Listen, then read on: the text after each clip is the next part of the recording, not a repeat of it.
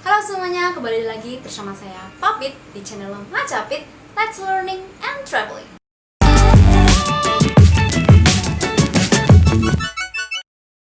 Kali ini aku akan membahas tentang suatu mata kuliah yang banyak di request teman-teman, yaitu mata kuliah Kriya Kayu Dasar. Tugasnya itu cuma dua guys, yaitu tentang intarsia dan ukir kayu. Nah, masing-masing tentang intarsia sama ukir kayu itu gimana sih? Yuk kita bahas. Intarsia. Kalian udah tahu nggak sih intarsia itu apa? So, intarsia menurut aku pribadi sih nggak ada bedanya kayak puzzle. You know puzzle? Jadi kalau puzzle itu kan kita harus bikin potongan-potongan kan, dijadiin dari satu terus membentuk sebuah gambar. Nah, itu sama aja dengan intarsia, tetapi pada kali ini menggunakan kayu dan sedikit bervolume. Pertama, aku akan tunjukkan portofolio aku saat menggunakan tugas intarsia. Shining, shimmering, splendid kan guys. Jadi pada tugas mengumpulkan portofolio ini, kita disuruh untuk membuat sekitar minimal 10 desain dan salah satunya harus di ACC.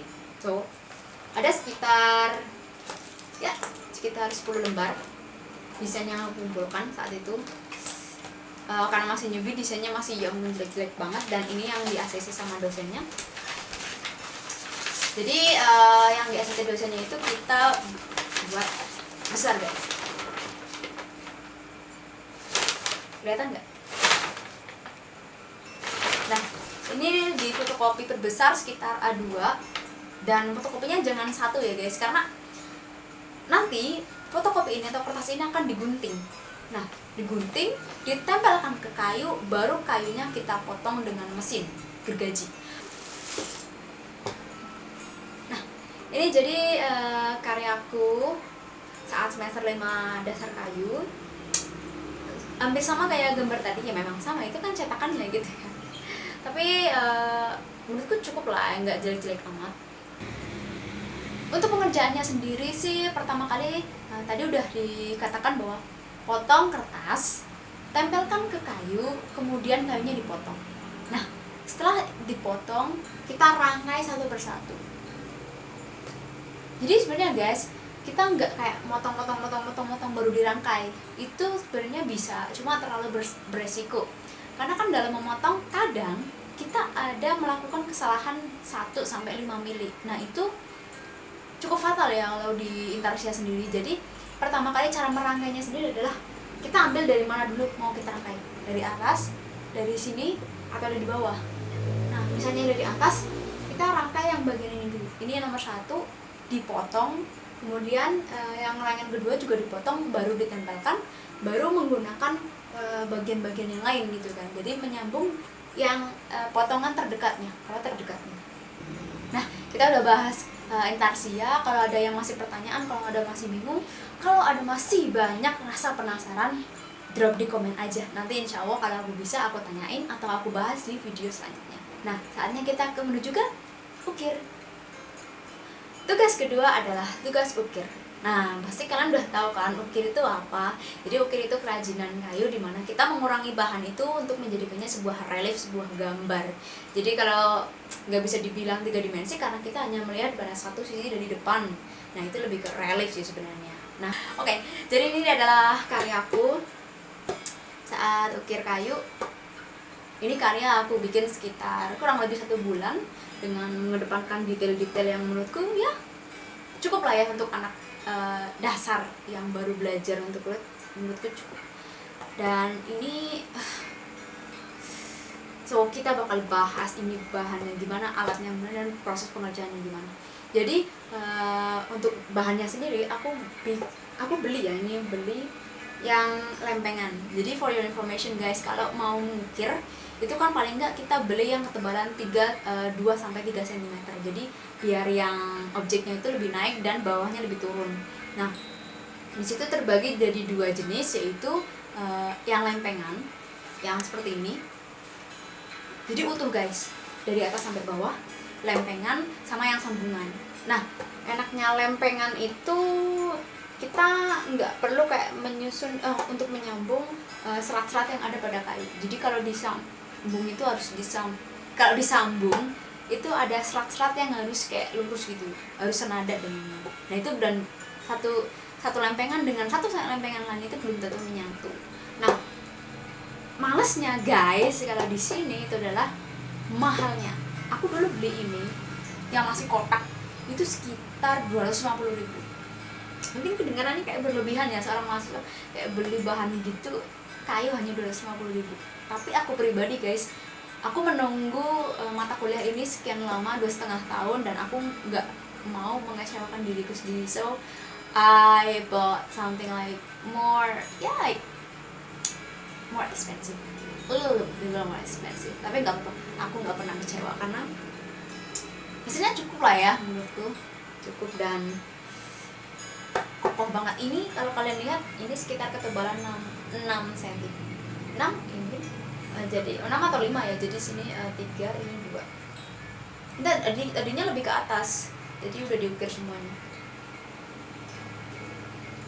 Nah, kalau tadi kita udah bahas tentang estimasi harga untuk yang lempengan, aku mau bahas tentang estimasi yang harga potongan yang sambungan.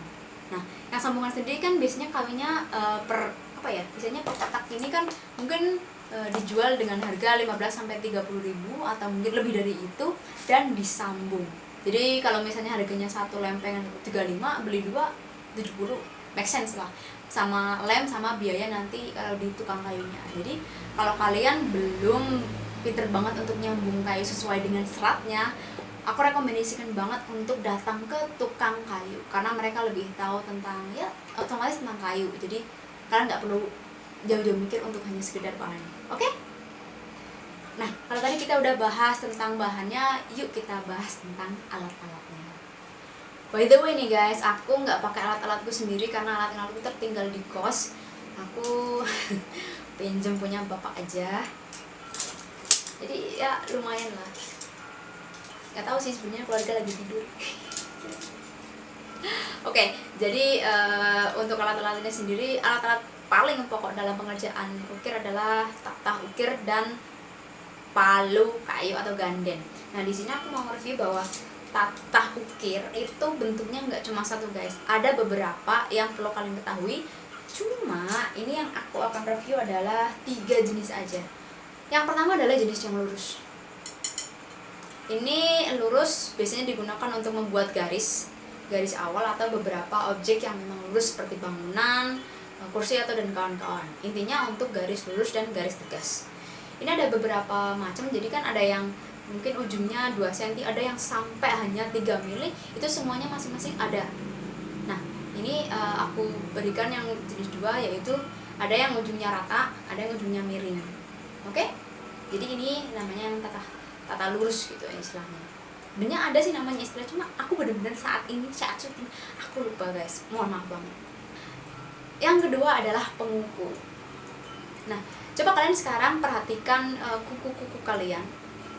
Pasti kan kuku kalian gak mungkin lurus kan? Nah, dia kan punya kayak lengkungan tapi nggak sampai setengah lengkungan. Nah, itu bentuknya sama-sama ini guys. Jadi ini sedikit bergelombang sedikit, biasanya digunakan untuk kayak kalau diukir itu kayak bikin rambut yang ikal atau sesuatu objek yang agak miring, dan ini masing-masing punya tingkat lebar yang berbeda. Nah, kalau mau yang benar-benar tinggal-tinggal itu ada lagi guys. Yang ini yang ketiga. Mana ya tadi?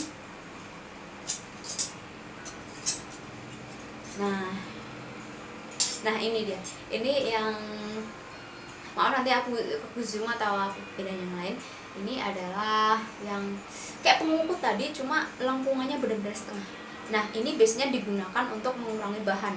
Jadi kalau di ukir itu ada tahap dimana kita harus membuang banyak kayu juga. Jadi geplak. Nah, itu yang biar hilang cepet banyak pakai ini. Dan sebenarnya ada 2 jenis lagi atau beberapa, cuma ini yang aku review aja dulu. Oke? Jadi kalau nanti kalian pengen ngerti lebih banyak atau pengen tahu lebih banyak, drop pertanyaan kamu di komentar, oke? Oke, for the last, palu toh? Bukan, ini namanya ganden. Jadi ganden ini digunakan untuk memberikan tekanan pada alat tata sehingga nanti ukirannya jauh lebih dalam atau tidak, itu tergantung pada kekuatan pukulan kalian.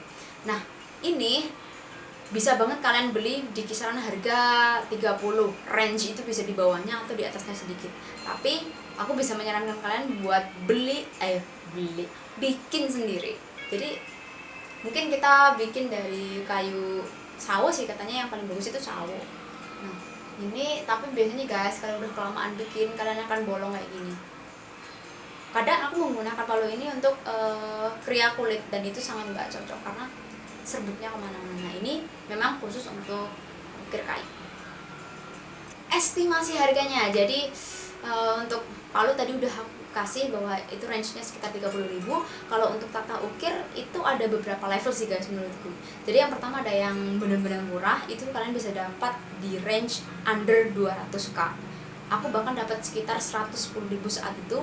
Aku belinya di Pasar Beringharjo sama di bagian Yogyakarta, toko apa ya lupa. Tapi kalau di Solo itu ada di depan Pura Mangkunegaran, Keraton Mangkunegaran itu di depannya.